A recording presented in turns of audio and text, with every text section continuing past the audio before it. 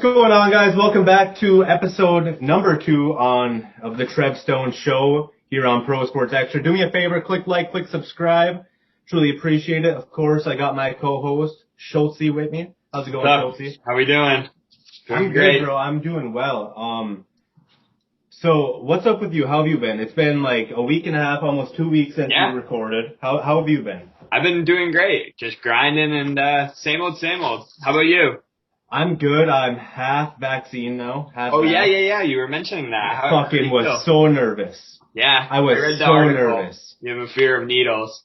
Bad, bro. Like, I woke up at like 6 in the morning, and my COVID shot wasn't until like 11, and I woke up just like sweating, bro. Like, I was so damn nervous. I'm not a morning person. Yeah. If anybody knows me, I don't fucking wake up until at least like 10, 11. Yeah. I woke up at like 6, and I was like, God damn, I am scared. And then I went there, and it's like an outdoor lot where you pull in at the hospital. And like, I was like the third car when I got there. Like, there was 2 people in front of me, and I was sitting there, and I was like, all right, I'm gonna do it. And then it was like the next car moved up, and then I pulled away. I was like, I can't do this right now. Oh, I started sweating. So then I pulled off, and I'm like, holy fuck, man. Stop being a little bitch, you know? Like, come on, man. It is just a needle. And then I went and got it done, and they pricked me with it. It was just a tiny tap. I didn't look, and here I am. I don't have a head growing out of my arm yet. I'm waiting for arms either.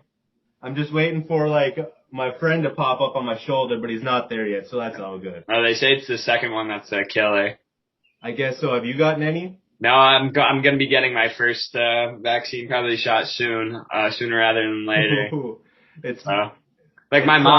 My mom's a teacher and she's fully vaccinated and she got the Moderna and she was all scared because everyone's saying like, oh, the second shot, but my mom took it like a champ. She didn't like have anything, I don't think. I think she said the soreness was the worst, but no sickness or anything.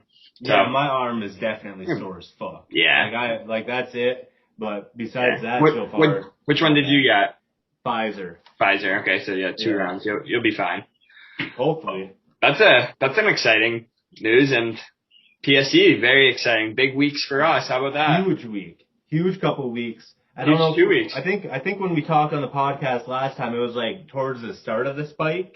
Yeah, it was like we were getting like 50,000, 60,000. Yeah. And now we're crushing 100,000 easily. I think it's 2 weeks straight. I think yesterday was officially 14 days straight, if I'm not mistaken, or it might have been the day before. It's like 14 days. So it's like 14, 15 days straight, like 100,000, almost 200,000 a lot of the days. I think we have had 200,000 a few times in there. I think it's so. Huge, bro. I think our worst. It's not like. Go ahead. I was gonna say I think like our worst days I think is 125K, which is just like crazy. When you look at the insights and everything. And the thing is, remember what we were talking about? We were like, people are more committed now than ever. We added 2 new people, and they're both blogging a lot. And the one dude had like 50,000 views his first day. Yeah, he's Chris. That's Chris, correct? Well, Chris, he's been here for a little bit. I'm talking. There's Peter, and then there's I think Nick. Oh, okay. Yeah, they're both like really new. They've been like starting to do really good. But Chris, man, I think we did talk about him on the last podcast. He's been killing it. Yeah, he very, very promiscuous titles that are very assuming. And hey, that news break, they love that stuff. They do. It's huge. And like I told him, I was like, bro, don't stop. I mean, like when I'm looking at the amount of money that's coming in on his end and like just in PSE side, it's like, man, if this continues for a couple months, shit is going to be a lot different, and it's going to be exciting because this is, like, huge. I don't think people realize, like, how big this is. And then in other PSC news, it is. It's huge. And the thing is that we have, like, people that, like, I think I might have mentioned this before, but people who are definitely interested in, like, PSC and, like, investing and stuff, but, like, sometimes it's hard to figure out when the right time is always.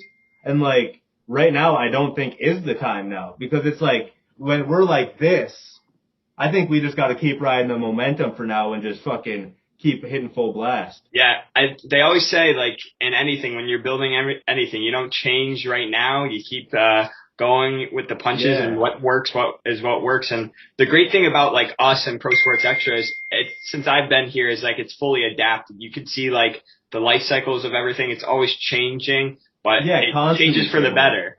Yeah, it's got to. It changes to what people are clicking and what people want. And you can go like Newsbreak picks these blogs up. We go read them on Newsbreak and they're always fucking, popping. They're always like 200, 300 likes on Newsbreak, a bunch of comments and normally good comments. And it's like, damn, this is huge and it's really helping us out. So again, shout out Newsbreak. Yeah, it's certainly a stepping stone and, could propel us, will propel us, we're on that trajectory. So thank you for Newsbreak for helping us out. For sure. I got some like kind of disappointing news in like for PSE for like fans. What's that? Chameleon Outdoors. Oh, yeah, no more. Very odd. It was like a weird thing that happened because the thing is I have like merchandise of his that I have to go pick up still, and it's I just paid it off today, and I was like, Hakeem just gave me a thumbs up, so he'll probably be coming here in a few minutes. Okay, but, he's not in the thing yet. Yeah, he'll probably.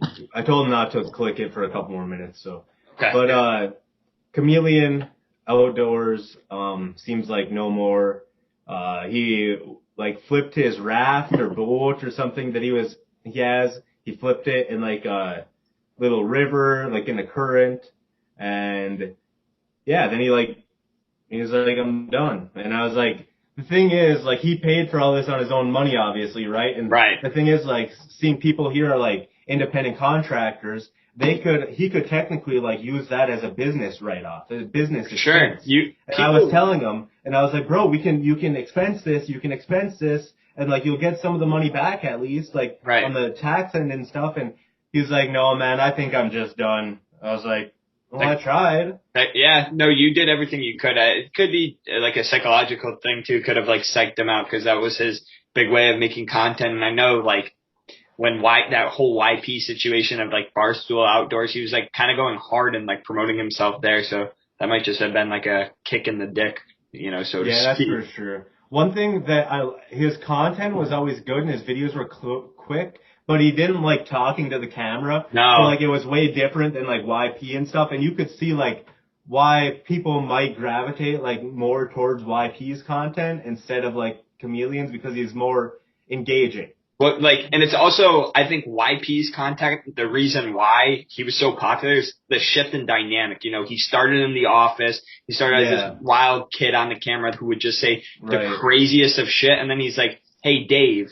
I like outdoors, and then from there. So yeah, maybe the style of the videos and stuff, but it was also definitely how he built himself and his personality. Because like a lot of people don't realize he didn't start off, in that position right away. He wasn't just like given that. Right. Barstool Outdoors was like nothing.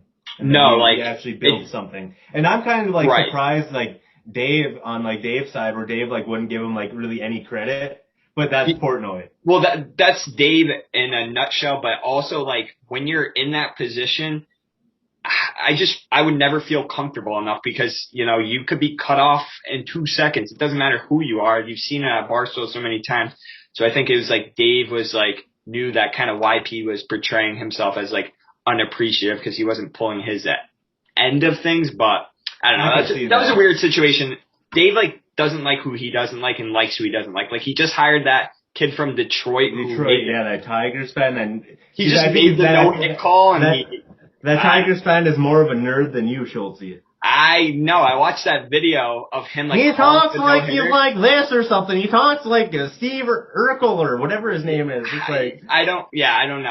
I don't understand how people like gravitated to like I should have filmed myself last night when Corey Kluber threw a no-hitter for the Yankees. I was a little bit more animated than that. I know, he wasn't even that pumped up. It was like, he's like, yeah. He's sitting like this. Hey, God bless him though. Good for him that he's in that. Yeah, position. Not digging, like not like hating on him. Good for him. Congrats, like on the gig. But that's. I know there's a lot of people out there who make content that like has been grinding, and not saying he hasn't been grinding because he's making grinding, content, but yeah. I looked at his whole thing. It looked like he's grinding, but just a weird, like Dave's weird in those like things. Like he loves Chef, or he loved Chef, and he hates. He hates certain other people. Like he didn't like Alexandria Cooper for the longest time until obviously Call Her Daddy started making all that money. He hated Dana Beers in the beginning, but look at Dana Beers now. I don't know. He's a weird dude. Did I mention in the start that we have Hakeem on today? No, you did not. I didn't think I did. So everybody, in a few minutes here, Hakeem Valles, former NFL tight end, working his way back into football. He's playing in the spring league right now. He's going to be joining us here in a few minutes. Huge guest. I had him on before, like a couple years ago. Called with him when I was in Vegas last time, and we just chatted. Talked to him a couple days ago, and we were like, yeah, he said he would come on the pod. So we're going to shoot the shit here in a few minutes with him. So pretty excited about that. He's a really cool guy. Yeah, he has like, how many followers do you have on TikTok? Over 200,000. Yeah, I could pull that up real quick. Hang on, you pull it up. I gotta run and grab something quick. You pull it up, even if it's a little bit of awkward silence. Yep. Hang on one second. I'll pull that up. He has 271,000 on TikTok. It's crazy. TikTok is a wild, wild, wild game.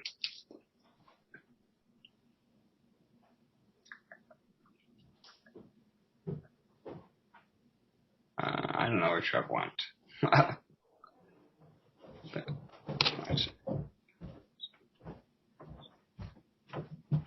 271,000 followers on TikTok. I can screen share that. How many? 200 and what? 71,000. Damn. Right there. Boom. And he's got good engagement on like everything. 90,000 views, 60,000 views, 500,000 almost going on. Yeah. But bro, we're going to talk about, look at that fucking pinky. Yeah, his pinky's all fucked up. He has 2 videos like that. Trying to straightening my finger. And then he has one. We're going to watch that. I think that's one of the videos I sent you, right? Yeah, it is one of the videos. So gross. Yeah, it's like, the extra tendon, or did he break it, I'm assuming? Pull his TikTok back up. Pull it up. Okay. Yeah. Go back to, I want to see like his first videos. Let's go look back at when he first started, because I remember Hakeem coming on my podcast in like, I think it was 2019, and I feel like he mentioned that TikTok is like going to be the new wave. Like, look, he has one that has 720,000, 125. Yeah, he has good stuff. 200. He's pulling in good views. It says it had 7.5 million likes collectively. I don't know how many? 7.5 million likes collectively, like that in the right hand corner. He said that he's like at a hotel right now because he's in that spring league. So it's taking him a second because the internet sucks. So he said that he's connecting to a hotspot. Okay. He said he'll be on here soon. I'll look at. Coming. Okay, I got his first. I think this is his first ever video. Bro, we got that video, the third one over, where he's got the jack. Don't click on it. I think that's one of the ones I marked. Okay. So, I hope so. Click on episode 2 up there at the top. I want to make sure that I link that one because you guys are gonna love to see this one. I have. Yeah, the please explain one. I think it's that one. It's okay. Gotta be. Click on it to make sure. Yep, it is. You can exit it. Yeah. I know it is. I hide my gut all day. It gave me hope. Yeah. I don't know what he wears, what the frick the thing is, but maybe I should start wearing it. He makes him look like he's fucking like shredded. I'm sure he's fucking jacked, but I'm sure he's in pretty good shape now if he's trying to make a comeback to the NFL. Maybe. Has he been? I read, was he out of the league? Oh, here we go. Admit. Hakeem. Admit. And it says joining.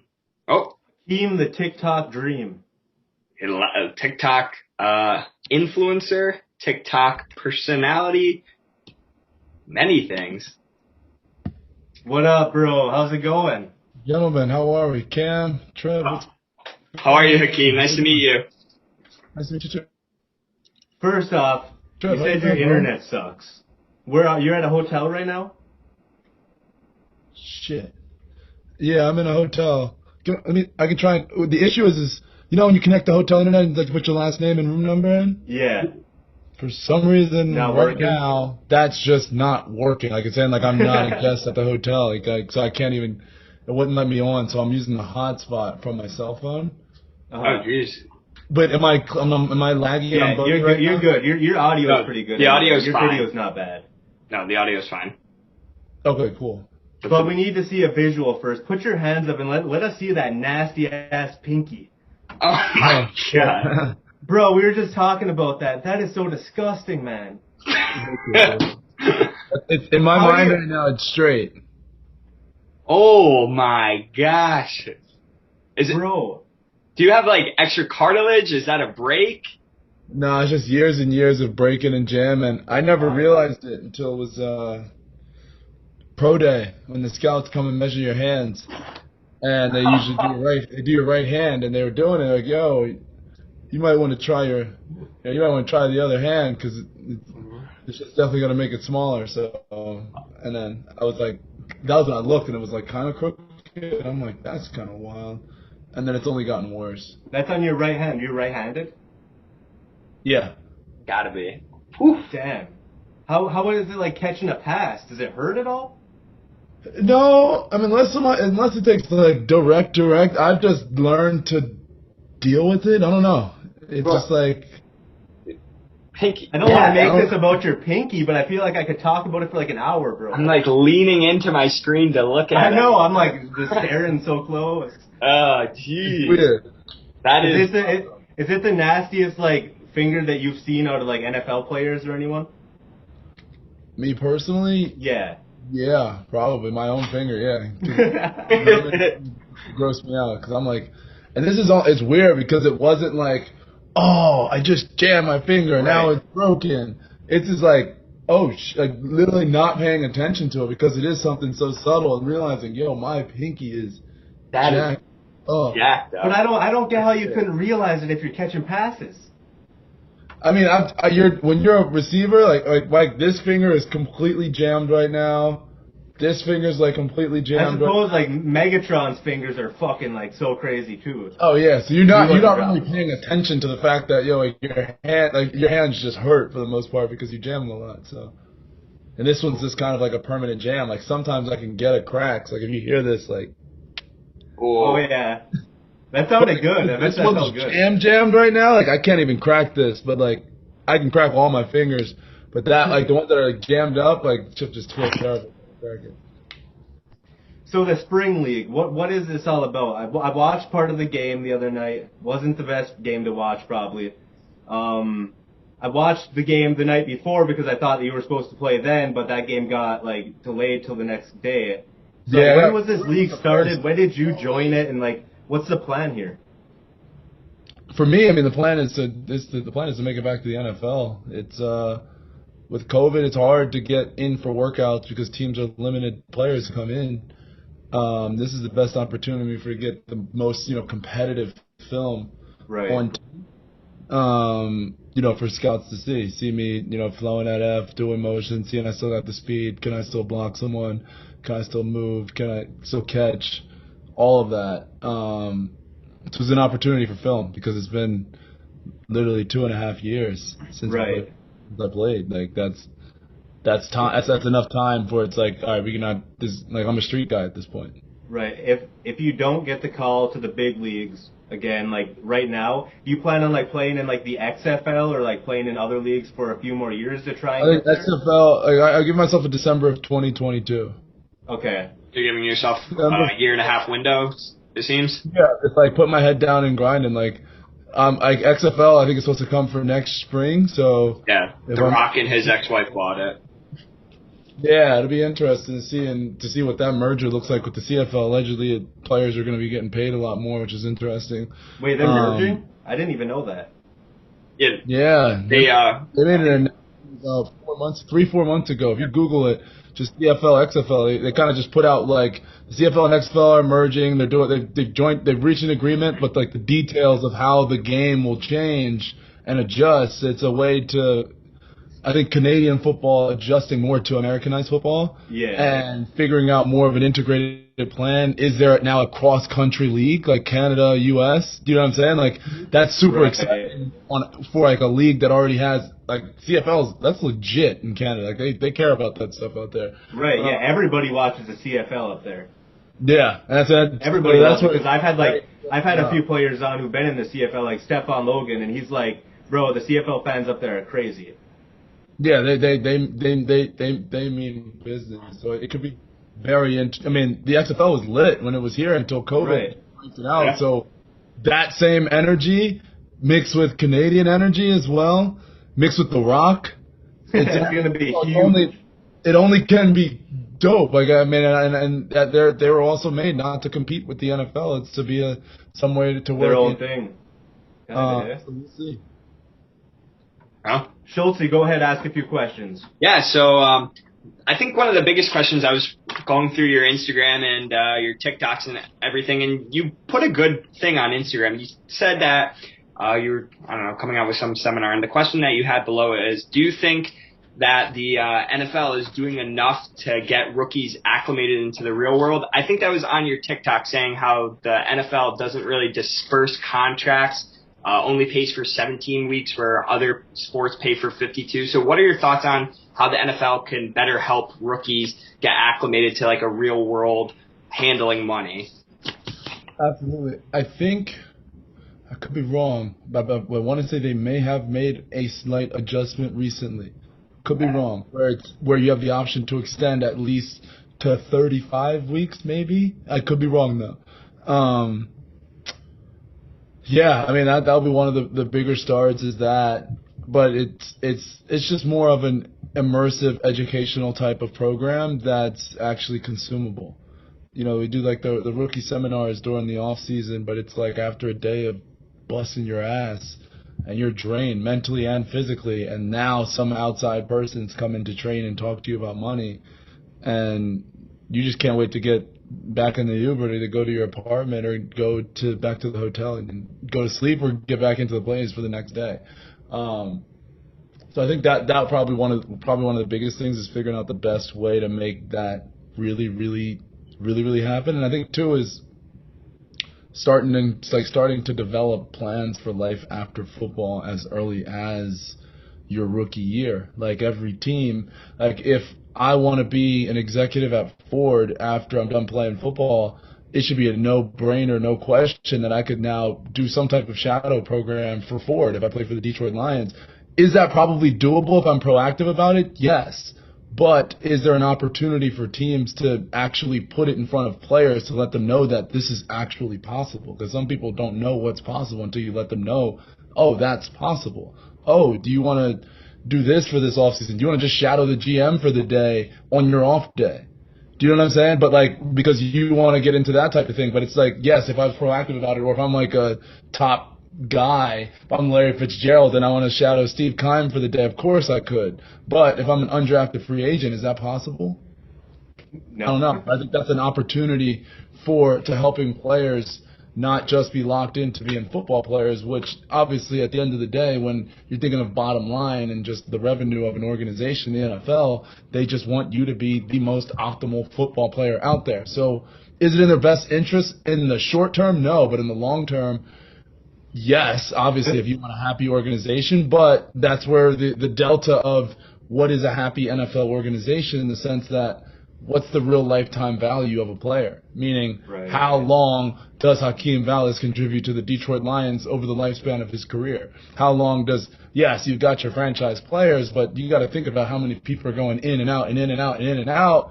So then it's hard to, yes, HR matters and culture matters, and that happens when you think about teams and programs, and you see why historical programs tend to do well and some historical programs tend to not do well. It's just how fast can you make an adaptable culture? That might have been a dig at the Lions. I'm just saying that.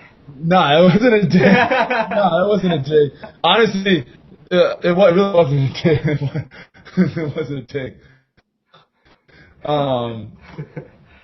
I actually started to think when you put out the New York Knicks, I started to think about like the Knicks. Like, the Knicks stop. Nah, yeah, this is just to throw some love at the Knicks, yeah. But yeah, that's what I think would makes starting to open players' eyes into life after football when football is actually happening. That's such a smart idea to allow the undrafted free agents or fifth, sixth rounders to actually, because if they don't make a team, they're still interested in football. Right? Most of the guys still like football. So why not like better them for the future? Because you have all these athletes come out, NFL players, years later being like, fuck the NFL, right? Like a lot of them say that afterward, being like all these concussions and stuff and the way that they treat you. And that'd be a good way to get, to flip that almost. Well, I think Hakeem brought up a really good point. He said for the leagues to put these players in a position to succeed after their life in the NFL. And I feel like a lot of like organizations, obviously, the NBA, NFL, they're noted for players going broke very quickly after their careers are over. So I think that's super important that they need to put an emphasis on place of, managing these guys or allowing these guys to have avenues after, their life playing these sports. And I think in the NBA right now with their mentorship program, I think it's like a year and a half. They follow the rookies around and assign them mentors and stuff. I think they're making waves. I think Adam Silver adopted that policy like last year or the year before. But I think the NFL needs to make a super effort because there's more players than in the NBA and you're just so many more people involved that they need to put a hyper focus on putting these guys up for success their life after football. Absolutely, because it's about inciting passions out of people because most they're passionate about things, but when it comes to the majority of their day, for the majority of their life, it's been sports. Exactly. So you don't know what you don't know at the end of the day. No, and if you aren't exposed to it, how are you gonna know? And you have this super interesting story of you were doing real estate and things in college before you got to the NFL, so you had a whole different world perspective than thousands and thousands and thousands of other players. You probably are in a small minority of players that knew a different lifestyle before getting into the NFL. Would you say that's a fair statement? Yeah. I mean, I've just always been a frugal person and a minimalistic type of person, so it wasn't really, a big change up in that sense from a lifestyle standpoint. Right. And then, close to the business side of things and already having an interest and an acclamation towards it, made it possible to be able to do, multitask and do both while playing. I just think that's a super interesting and a lot of players, and I know people are getting value out of the content that you're pushing with the real estate. And for someone, I'm in the wholesale real estate game a little bit. I work for a company that does wholesaling real estate, and I do a lot of the social media. I'm getting into wholesaling myself. So just your content, I was showing the guys that I work for the other day, and they love all the stuff that you're pushing. So I just think that's extremely, extremely, extremely cool what you're doing. Here's an interesting way to find properties as a wholesaler. I know this isn't a real estate podcast, Trev. Sorry about that, but go ahead. That's why I wanted you guys on here, and that's why I said Schultzy ask some questions, because he might be shy and not ask these questions, and I know that you're so valuable. So I'm shutting up, I'm smoking a little bit, and you guys are having a great convo, so I love it. Hell yeah. Wholesaling is, obviously it's a hard business because half the people think you're scumbags. Right. The other half of the people are trying to sell up and paint a picture of this get-rich-quick way to get into real estate. Mm-hmm. And it becomes a dime of a dozen type of industry, but I think it's more relational. I think if you're in wholesaling, there's three things I would do if I was a wholesaler tomorrow. First thing I would do is actually start a podcast around fix and flip real estate and the market that you focus on. I would invite every single flipper onto your show. Yeah, we have a podcast and we do something similar to that. Since I got on board, I implemented that right away. I was like, that's every guest is my buyer's list, but then I would also that network warm. If it's in your market, every 10 episodes, I'd be hosting a meetup with those 10 people and you being like the connector. If it's virtual, I'd do like a virtual happy hour and send them some wine or some beer and kind of kick it, chat about the market. But you being that central point, you get to become the trustworthy wholesaler because there's so many other scumbags. It's actually easy to stand out in the space.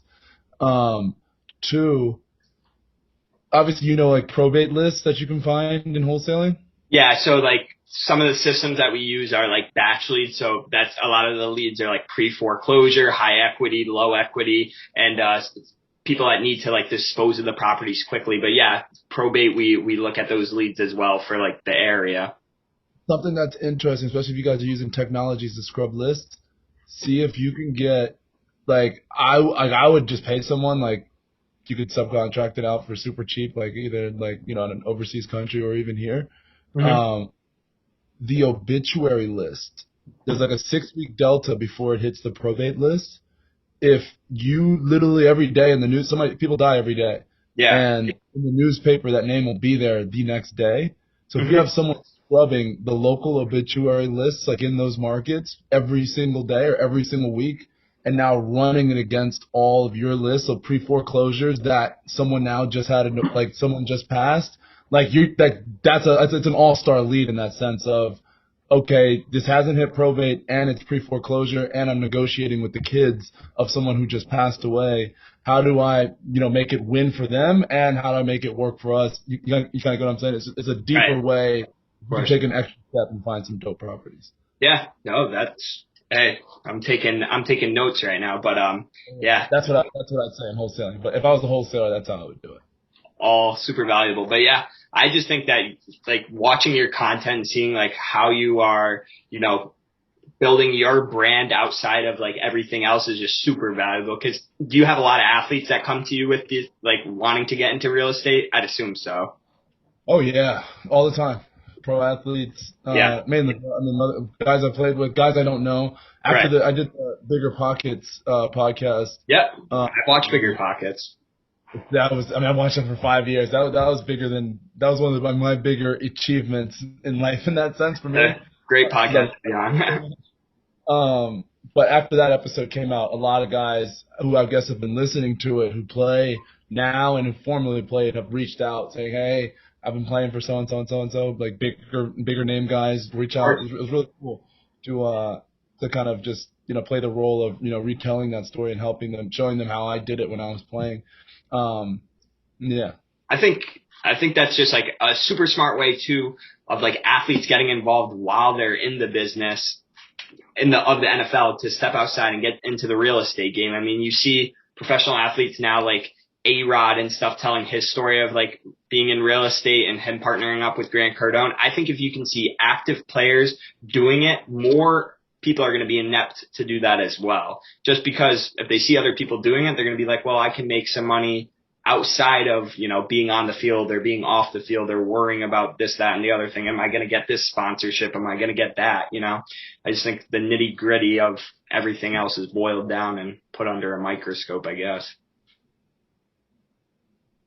No, 100%. That's real. You two are fucking smart as fuck. Jeez. Well, making me feel dumb over here. I'm like, holy. I guess for that, but this is like such a great conversation outside of everything else that super valuable, and I think this would be really cool, and everything that you're doing and leading up to everything. So what do you think with this like spring league and everything? Are you told of like scouts and people and teams that are watching, or how do you guys know? Obviously you want to get everything on tape, but when do you know that call could come, or how do you know that? Yeah. Playing on FS1 is big. Like this week, we're actually the Fox game. Like we're on, which is like huge. But there'll be people out at practice, out at the games. You don't know who they are. They don't come down and talk to us in that sense. Agents, kind of doing their thing, and as the film grows, making like mini highlight clips and then because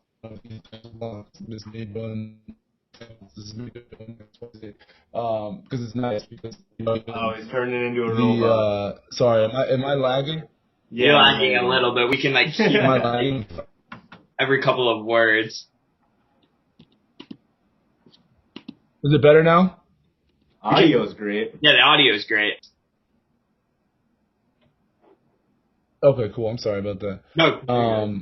But yeah, it's making clips, short clips of me doing different things, and practice is recorded too, which is great. So got a lot of film of just doing a lot of different things. Yeah, I just haven't like read too much if the NFL is like hyper focused on this spring league. So it's cool to hear that, everything is pretty much being watched and people are taking notice, because when I heard of the spring league, I was like, well, this is a great opportunity for a lot of guys who want to get back into the door.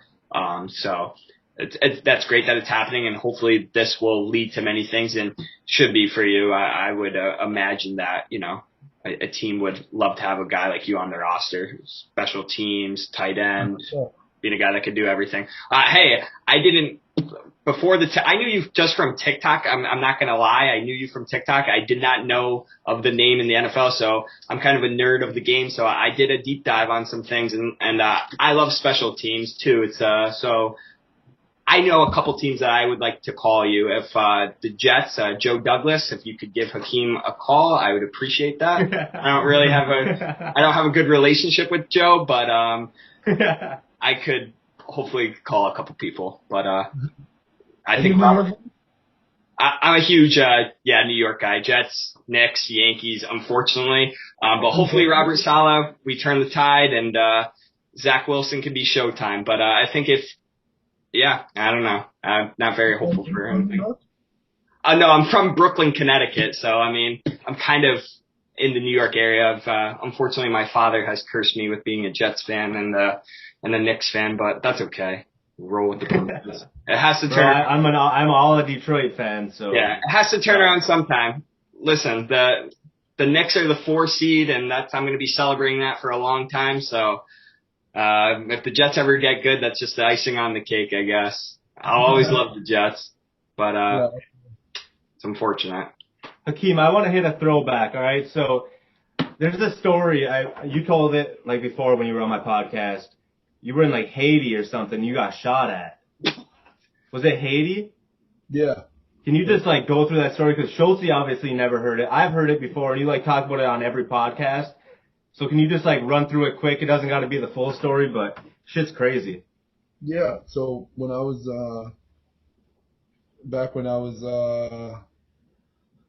this is 2015. I just finished my 4th year at Monmouth. I'm about to go into my 5th year, and we went to Haiti on a missionary trip. So I'm Haitian. My dad's side of the family is from Haiti.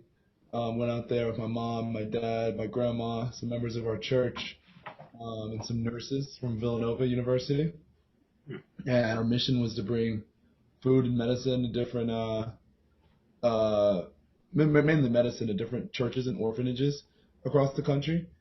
And while we were there, it was 2:30 in the night. 2:30 in the middle of the night, we're playing cards, and 8 armed, you call them bandits, stormed our compound. They shot through the front door.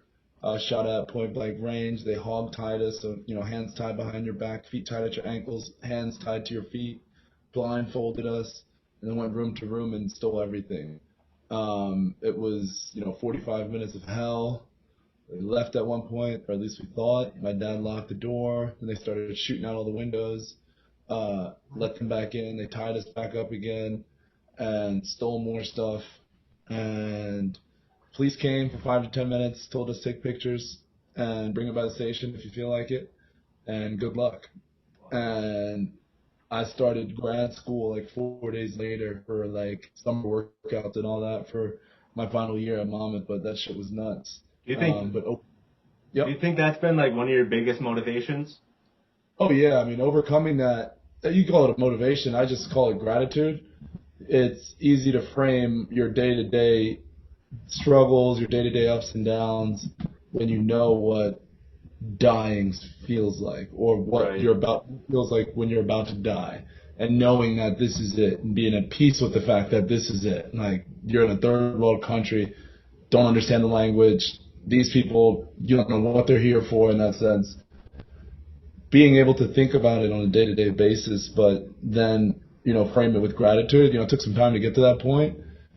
Yeah, that's really what it is. But then it's also, even in sports, it's the same thing. You're grinding, you're working out. It's just a level of, you're not dead, so keep going. You know what I'm saying? Like, yeah, you're going, your lungs are burning and all that. But like, you're gonna have to collapse and actually die because you're not tied up right now. Right. Do you know what I'm saying? So that's kind of how I frame it. It's a very nice perspective, I guess, on everything. But holy cow. Oof. That's nuts. I actually was listening to you explain it on a podcast I was listening to like before this, and the guy literally ends it after you tell the story. He's like, "Wow, that's awesome." I was like, wait, what's awesome about that story? I was like, nothing was awesome about that, bro. Wow, that's all. Jeez. I was like, well, no, that wasn't. But Podcast is that?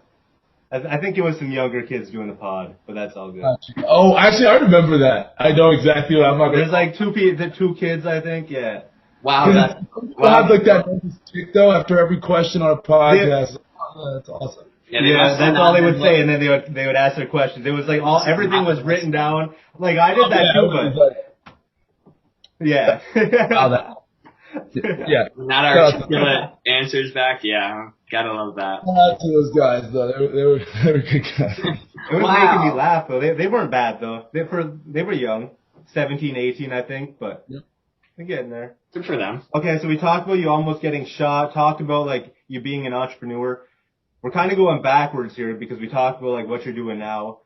But when you grew up, you were like fixing cell phones, selling like the screens of them. Like, can you like talk me through this? Because I'm an entrepreneur, obviously, not a real estate guy, because you guys talking about that like blew my mind. But starting like Pro Sports Extra, I was like 13 years old, you know, and like I started young and just kept grinding. And I think it's awesome that you started as a young kid, like talking about like selling candy and shit. Like what is this? Yeah. So, I mean, when I was in fifth grade, I was in fifth grade, I had a landscaping company. When I was in middle school, did you actually have it as a registered company? It wasn't registered, but I had t-shirts. I had t-shirts. Okay. Well, that's basically registered anyway. For like half the people anyway. Like on Instagram, you know half the people. You ever seen Major Payne? Major Payne, I didn't. Oh, it's a class. How old are you, Trev?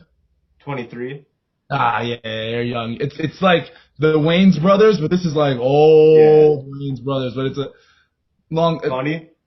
It's a great movie. But there was a part. The name of my landscaping company was the Green Boys.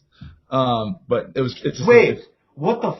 Maybe I did watch this like recently, because as soon as you said that, it like rang a bell that I. Kids at a preparatory school. And then it's like an ROTC type of school. Yeah. Major Payne is one of the Wayans brothers. It doesn't matter. Yeah, I had a landscape back then.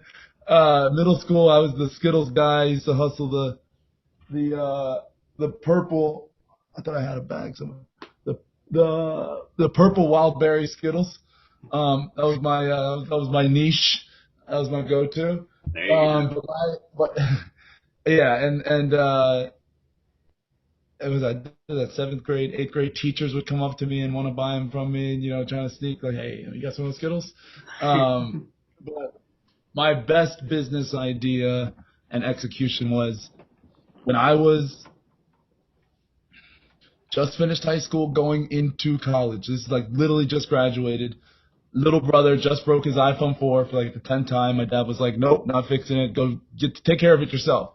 This is 2011, so this is like peak YouTube how-to era. So I'm how-toing fucking everything. Whatever, how to do this, I'm like, all right, let me see if there's a how-to on how to fix phones, and is it possible to actually, is it possible to fix an iPhone 4 for cheap? You go to the mall, it's $80 or whatever, but is there a delta in it being possible to actually make a bunch of money? So I go on YouTube, how to fix an iPhone 4. It's a 30-minute video.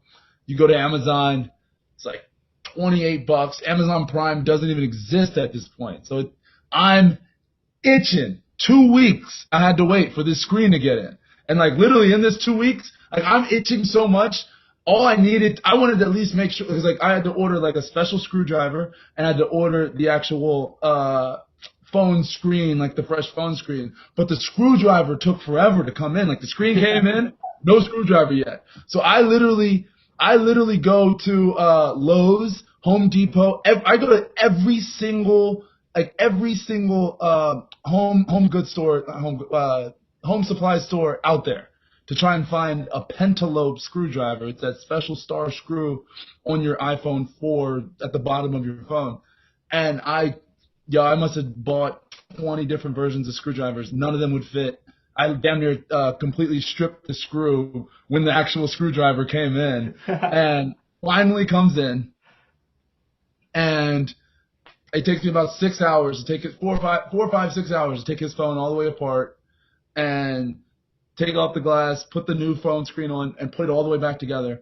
And once I, put it back together and I press that lock button and I see that Apple sign, I was just like, holy shit. Instantly I was like, I've got a business here. And literally one of my friends from high school, she had just cracked her phone as well, like from school, and we just graduated like from high school together. I'm like, I'm gonna see if she wants her phone fixed. And first I'm like, let me take my phone. I take it apart, put it back together over and over and over and over and over and over and over again. I'm like, all right, it's time for the big show. Go to her house, go to fix her phone, and I'm fucking nervous as shit. Like, I'm shaking.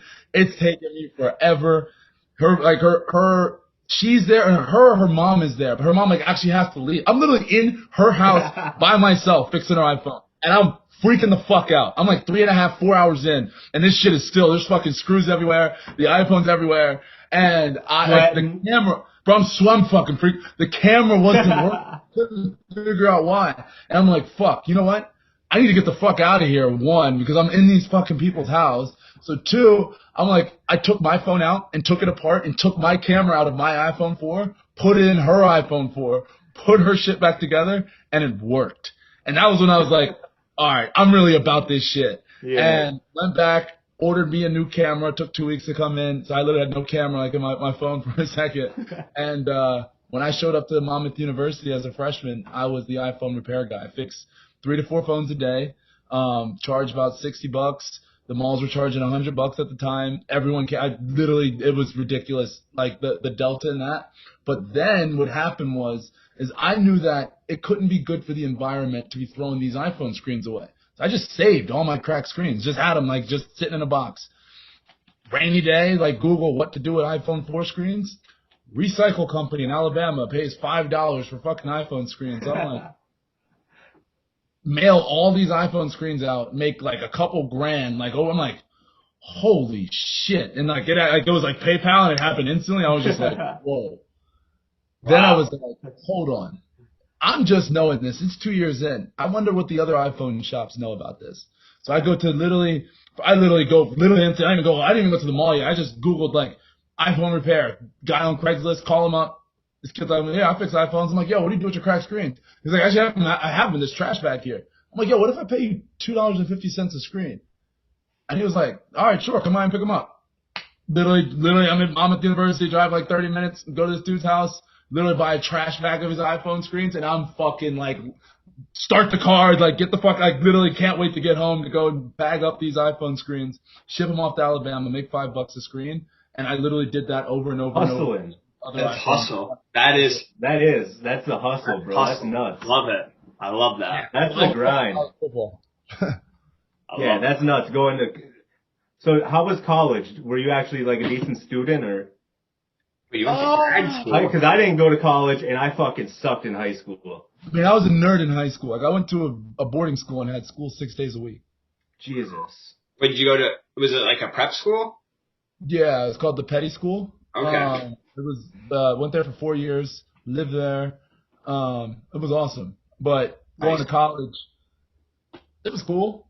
And from a football standpoint, I rode the bench to my senior year, so I didn't really play much. But did my thing in the classroom. My degree was business with a concentration in real estate, but the first 2 years were more gen ed, so it was kind of bullshit. But after that, it was dope because it was site visits, going to all different types of cocktail events. Every week you're at a cocktail event, networking with all these real estate people. But then at the same time, I was fixing and flipping houses with my ex's dad. So it was kind of a real cool hand-in-hand experience while I was in college. Living a double life. Is your brother like this at all? Is he entrepreneurial at all? Not really, no. It's just DNA. Yeah, that's weird. My dad, but my parents were hustlers. My parents are, my parents used to, they don't buy each other flowers for anything because they used to, in New York, they used to sell flowers for Valentine's Day. In Brooklyn, right on the side of the road, they used to sell balloons. They had my parents are hustlers. But it's DNA. I dig it. That's awesome. I've heard you talk about Darren Fells a lot. Is he your guy? Fells is my guy. He's back in Detroit. Huh? How can you hook me up to get even just 10 minutes to get him on a pod? You think he would do it? I'll see what I can do. You- That's my guy. I haven't talked to him actually. I haven't talked to him in a few months. Well, then don't do that. Don't be like, will you go on someone's No, podcast? it's definitely not. I mean, the first thing I ask him is, You text him. Hey, I know. no, because I was literally going to hit him up right when I got here to Houston because he Yeah. was signed to Houston at the time. Right. And then a week into getting here, he signed with Detroit. And I was like, damn, he's probably not out here. And then I looked on his Instagram and he was in Arizona anyway. So So you're in Houston? How long are you there? Like this entire season, or are you living there for like good? June 11th. You're staying there. Yeah. Do you have properties in like Detroit and stuff for rentals still, or no? I have a property in Allen Park still, and then I've got the 40-acre cannabis farm in Baker County. Nice. Nice. Well, Yeah. I haven't seen you promote that much. Oh, I try and execute first, bro. I keep my head low to the ground. I don't brag about it. I mean, I bought that when I was playing for the Lions, so I was definitely quiet about that when that happened. Right. Hush, hush. But no, I'm not. It's trying to figure out how to navigate the marketing side of that space. We're going to treat it more or less like a media company. Okay. But it's something that I'm going to be the necessary, face of. Yeah. But Nice. figure out, all the navigation of that. But Right. I Let's still go. in that sense. People didn't know I bought my first property until 3 years later. Right. Damn. The way hustlers move like that. It's a good way. Eric Ebron or TJ Hawkinson? Say it one more time. Eric Ebron or TJ Hawkinson? Who's better? If it's me, I don't want to do hot takes on your show. Come on. But it's Eric Ebron. Come on, man. You know he has a beef with Ebron. Who has beef with Ebron? Me. Trev. They go back and forth on Twitter. I'm not gonna just say fucking off just because it's your show. No, Ebron's my guy.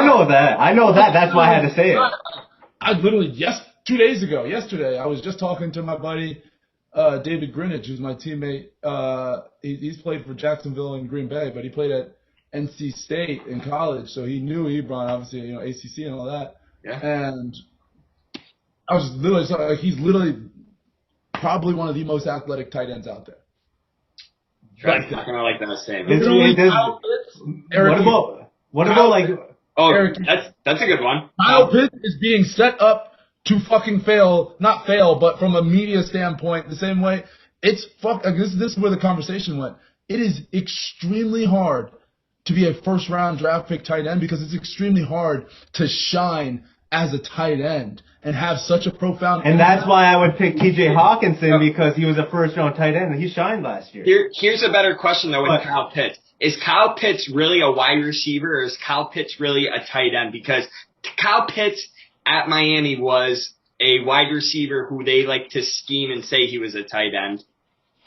That's where the argument comes. There's not many tight ends that play on the outside like Kyle Pitts was playing. Yeah. I played outside until, I didn't get any catches, but I played receiver until my senior year. Right. I agree with you that they're setting up Kyle Pitts to fail with being a high round draft pick and I'm not saying labeling setting him up with to him. fail. I'm just saying. Well, like with the media, the attention that the media. Yeah, history repeats itself, but it's just fun. It's just like. Right. Nobody would be saying this though. History repeats itself. I could pull up anybody's social media. That's a deep. I follow everybody in the Lions fan base. I could pull up anyone's social media of before, like right when Matt Patricia was hired. All the amazing, great things that. Right. Oh god damn it, bro! I got like 300 T-shirts in a fucking box somewhere that have "In Patricia We Trust," and I fucking sold like 4 of them because that guy sucked. But I'm saying that's what I mean by history. But it's like not history repeats itself, For but it's sure. just like you Comes never full- know until shit actually happens. That's Comes what it full is. circle. But yeah, but it's just like I hope the new guy in Detroit does his thing. Yeah, hopefully. But Do you think it's kind of like the same mentality right now? Like Like Patricia your had like knees. his big head coming in, and are you asking me? yeah. What are you asking me? Do you think it's like a similar situation with like Dan Campbell kind of has a big head and Matt Patricia kind of had a big head? No, I'm not saying. I'm saying that we don't know until you know. At the end of the day, I'm saying that like Dan Campbell, he seems like a humble fucking dude. Right? Yeah. Seems like he loves But Detroit. I'm just saying that the media runs with fucking sound bites like it's their job. Bad. But it is their job. It's terrible in Detroit though, man. It's worse than like anywhere else, especially like mid-season. Oh, no matter yeah. what. Like, just even in the sense it's like nothing matters until Sundays in September and October, and because it's just literally nothing matters in that sense, because it's like as fast as the love comes, is as fast as it'll get brought down. Yeah. People don't have a lot of time. Here's a good question: do players like a coach like a Campbell and like a coach like Patricia, who has been noted to smash a watermelon to hype guys up, and then Brad on the other end saying he wants players that are going to bite everyone's kneecaps? Do guys like playing for a guy that's kind of off the rails like that, or a coach like that? What's your perspective on that? How many players have you heard publicly brag about how great a coach Pete Carroll is? That's It's a good question. I don't know. Well, people like. Well, I like their song, but it's not like crazy. I'd say. Yeah, I feel like it would be more internally in pro sports. Yeah, that's what I mean. Like everybody like he's like a great coach because he's a great coach, but he's a great player. He definitely is. Definitely team is a good player. Start every morning with a shooting competition with the basketball, and all of a sudden you got fucking who they have. I forgot who they had in the other day. Like not the other day.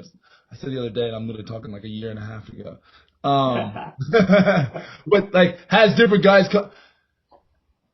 Players coach is a player's coach is a player's coach is a player's coach. Right. Meaning whatever your style is, your style is. There are those guys who like to bite kneecaps off, but you're talking about the NFL.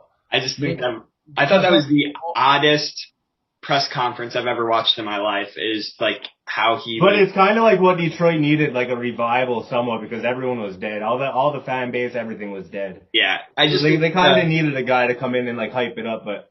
I don't know. How much time we got? We don't got too much time. Let's play this. Should we play this game, Cam? Yeah, if you want to play it real quick, I think this would be cool. So we got this game. It's called Explain That Talk. We just went through like a couple of your TikToks, and you just got to explain it a little bit better. Okay. Hang on, he's got to screen share it. Oh shit! Look at this. I think this is technology here, man. I'm like the young Jamie of the Joe Rogan podcast. Oh, you went deep. This is your third ever TikTok.